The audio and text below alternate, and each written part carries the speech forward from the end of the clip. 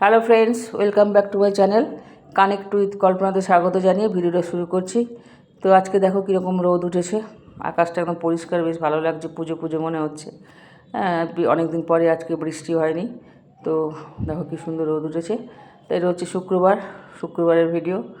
তো এত সুন্দর রোদ থেকে মন ভালো হয়ে গেছে, মানে মনে আনন্দ হচ্ছে আর কি।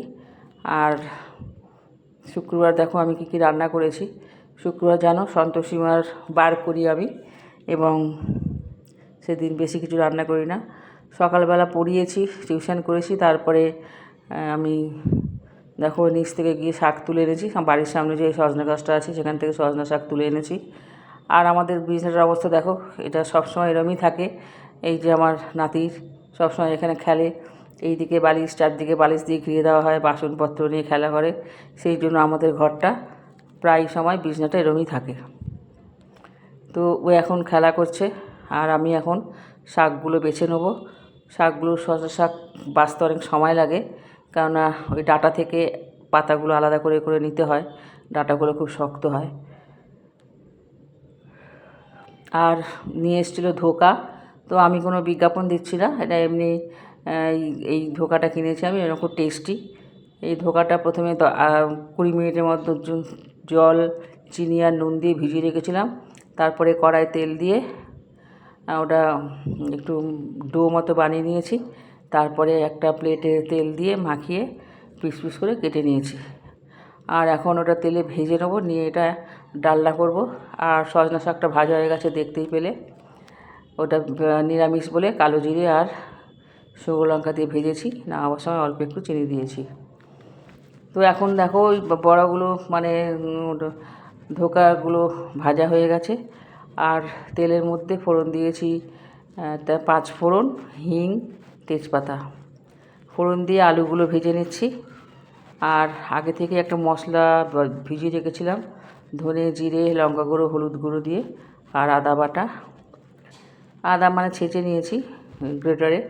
তো এইগুলো আগে থেকে ভিজিয়ে রেখেছিলাম। আর কড়াতে তেল দিয়ে, যেই কড়ায় ধোকাগুলো ভেজেছিলাম সেই তেলের মধ্যেই ফোড়ন দিয়ে আলুগুলো ভেজে নিচ্ছি। তা আলুগুলো ভেজে নিয়ে তুলে রেখেছি। তারপরে তার মধ্যে দিয়েছি ওই যেটা ভিজিয়ে রেখেছিলাম মশলাটা, হলুদ গুঁড়ো, লঙ্কা গুঁড়ো, সাধারণ মশলা করে, জিরে গুঁড়ো, ধনে গুঁড়ো দিয়ে ওটা কষে নেবো। নিয়ে তারপরে ওর মধ্যে দিয়ে দিলাম কড়াইশুঁটি। আচ্ছা, কড়াইশুঁটিটা ভুল বলা হয়ে গেছে, এটা কড়াইশুঁটিটা হচ্ছে রাত্রের যে তরকারিটা, সেইটা ওই আলু সিদ্ধ করে, এটা আলুটা সিদ্ধ করে নিয়েছি, নিয়ে হাতে ভেঙে নিয়েছি। আর তেলের মধ্যে দিয়ে দিয়েছি আদা, কাঁচা লঙ্কা আর হিং দিয়ে কড়াইশুঁটি নেড়ে চেড়ে সেই ভাঙা আলুগুলো দিয়ে এটা একটা রাত্রের তরকারি মতো করেছি। আর ওদিকে ধোকার ডালনাটা ওইভাবে কষে নিয়ে জল নিয়ে ধোকাগুলো দিয়ে দিয়েছি।